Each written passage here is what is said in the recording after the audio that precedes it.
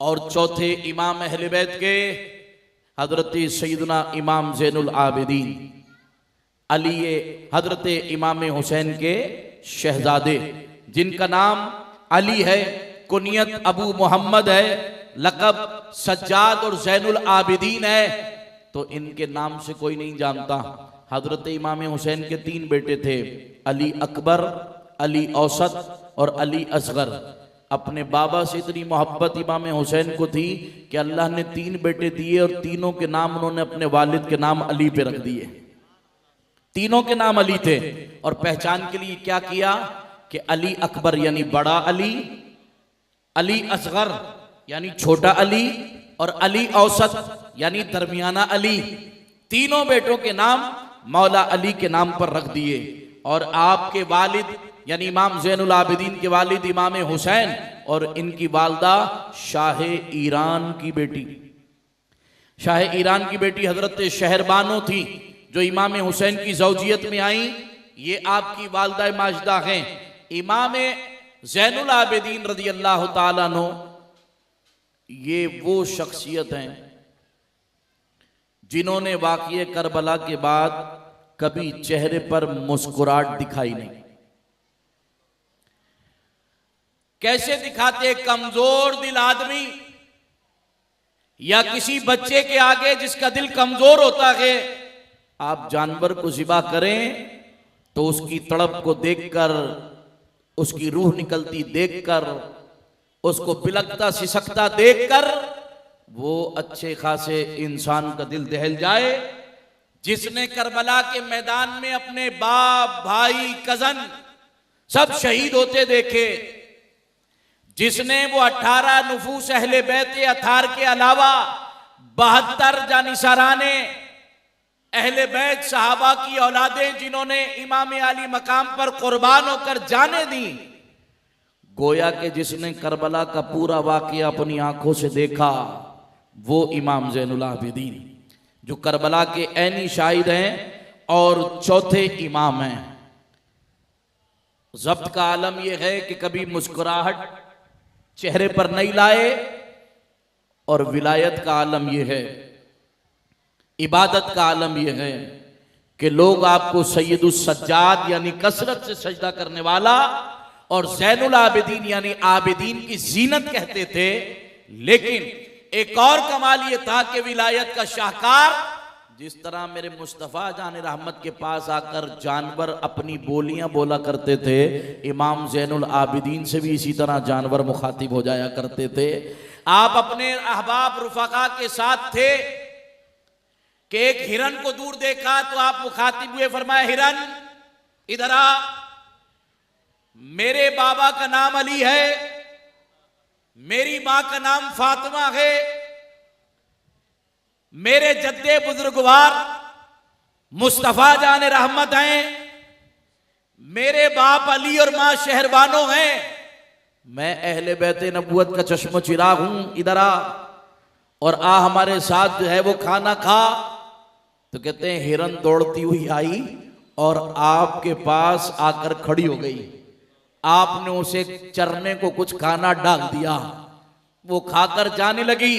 तो आपके अहबाब रुफका में से फिर किसी ने कहा कि अली फिर से हिरन को बुलाओ। वो समझे होंगे कि शायद ये इत्तेफाक हो गया। उन्हें नहीं मालूम था कि अली शेर खुदा का हर बेटा शेर खुदा है। आपने फिर मुखातिब किया, फरमाया हिरन तू जानती है कि मेरे जद्दे बुजुर्गवार मुस्तफा हैं, मेरे बाप अली और दादी मेरी फातिमा हैं, मेरे बाबा हुसैन और मां शहरबानो हैं। मैं तुझे अपनी अमान देता हूं, आजा। जब आपने बुलाया और उसे अमान दी तो हिरन फिर दौड़ती हुई आ गई। आपने अपने साथियों को कहा कि मैंने अमान दी है, ख्याल रहे। बस वो जब करीब आई तो उनके साथियों में से एक ने उसकी पुष्ट पर हाथ जो रखा, फेरा, तो जाहिर है हिरन डर गई कि इमाम ज़ैनुल आबिदीन ने तो अमान दी थी, ये पकड़ने लगा गए, तो वो दौड़ गई। तो फिर आप उस पर नाला हुए, फरमाया मैंने तुम्हें कहा था कि मैंने इस हिरन को अमान दी है और तुमने उसको भगा दिया।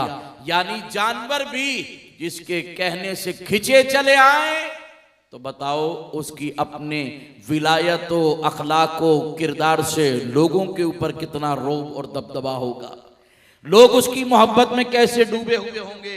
अज़ीज़ान मन, हजरत इमाम ज़ैनुल आबिदीन रज़ी अल्लाह ताला अन्हु को अब्दुल मलिक बिन मरवान के हुक्म पर कैद किया गया।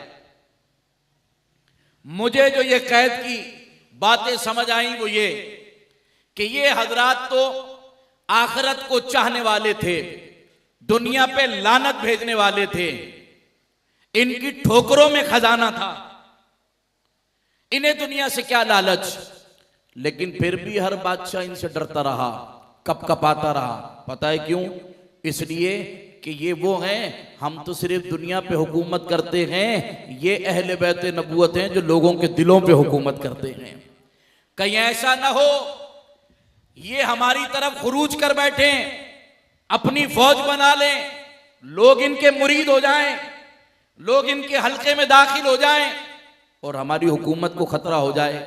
अब्दुल मलिक बिन मरवान ने इनको कैद करा लिया, हथकड़ियां पहनाई, बेड़ियां पहनाई, आपको कैद कर दिया।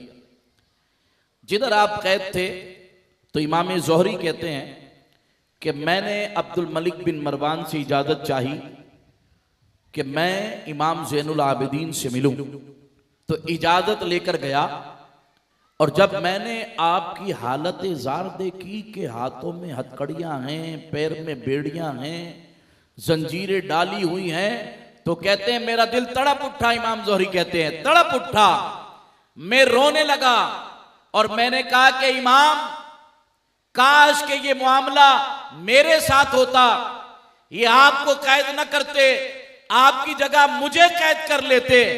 आप पर ये जुल्म देखकर, आपको मजलूम देखकर मेरे दिल में रिक्कत तारी हो रही है। वो रोने लगा तो हजरत इमाम ज़ैनुल आबिदीन ने फरमाया खबरदार, रोने की जरूरत नहीं है, हम कोई मजबूर नहीं है।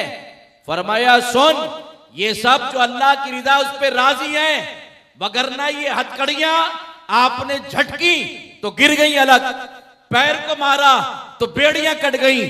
फरमाया देख, हम अहले बैत नबूवत का अख्तियार ये है, हम मजलूम नहीं। तू समझता है कि जनाब उसने जुल्म किया तो हम मजलूम है, हमारे सामने रो रहा है कि काश के मेरे साथ होता। बोला चुप कर, हम यहां भी शान और अजमत के साथ हैं। जो ताकत अल्लाह ने हमें दी है वो किसी जाबिर बादशाह के पास भी नहीं है। इसीलिए हम कहते हैं कि हम रोने मातम करने वाले नहीं हैं, हम या हुसैन और वाह हुसैन कहने वाले हैं। हम उन हस्तियों को खिराज पेश करने वाले हैं। ऐसे जिक्र करना अहले बैत नबूवत का या इमाम हुसैन का कि करबला में मजलूम थे, बहुत जुल्म किए गए थे, रो और रुलाओ, बस गिरेबान फाड़ो। कहा नहीं, ये कोई शान अहले बैत है कि तुम उन्हें मजबूर बताओ। अहले बैत तो जिधर भी रहे हैं अपनी बादशाहत के साथ रहे हैं। ये जिधर गए बादशाहत उधर गई है, ये जिधर रहे अख्तियार उधर रहा है। और इमाम ज़ैनुल आबिदीन ने वो हाथों से जो है वो हथकड़ियां और पैरों से बेड़ियां झड़क के बता दिया है कि जनाब हम इनके मजबूर और मोहताज नहीं हैं। हम जिधर भी हैं शान और अजमत के साथ ही हैं। हम तो अल्लाह की रजा पे राजी हैं। 18 मुहर्रमुल हराम, इसी महीने के अंदर हजरत इमाम ज़ैनुल आबिदीन रज़ी अल्लाह ताला अन्हु चौथे इमाम, इनका यौमे विसाल है। और मदीना मुनव्वरा में सैयदा ज़हरा पाक के साथ ही आपका मज़ारे पुर अनवार है।